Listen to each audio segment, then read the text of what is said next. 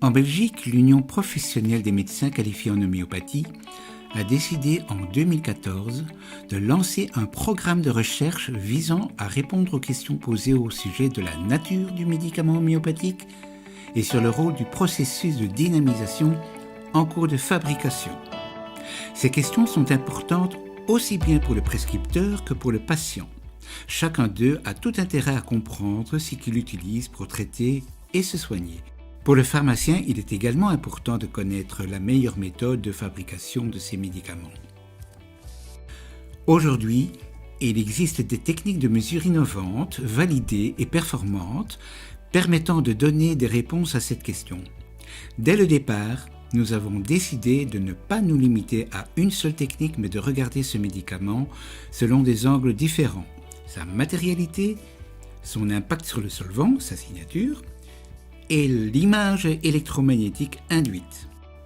Nous savons aujourd'hui que le médicament homéopathique contient de petites quantités de matière, de poids, de composition et de formes spécifiques, même dans les plus hautes dynamisations.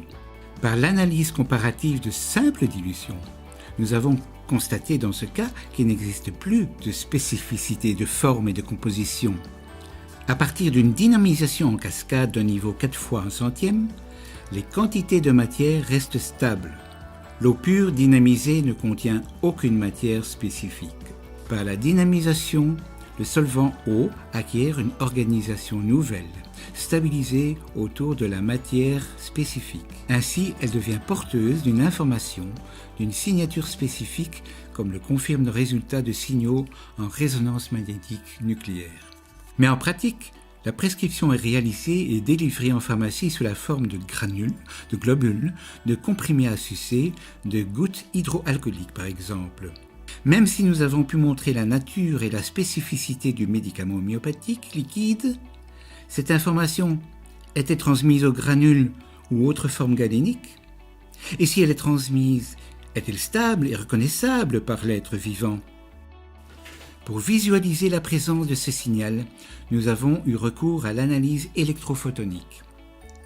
Par celle-ci, on peut voir le rayonnement lumineux émis par un granule ou une goutte de solution hydroalcoolique après qu'il était soumis à une stimulation électrique.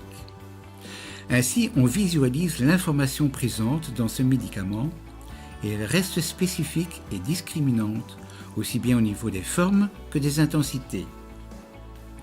Ainsi, on peut même différencier diverses dynamisations d'un même médicament. Des préparations de plus de 20 années d'âge conservent ce signal qui sera libéré et reconnu dès qu'il sera en contact avec l'être vivant. Bien entendu, ces résultats devront être reproduits et vérifiés dans les années à venir. Ils concordent avec les résultats obtenus en épigénétique par d'autres équipes, mais aussi avec les données des recherches traditionnelles en homéopathie, comme les pathogénésies.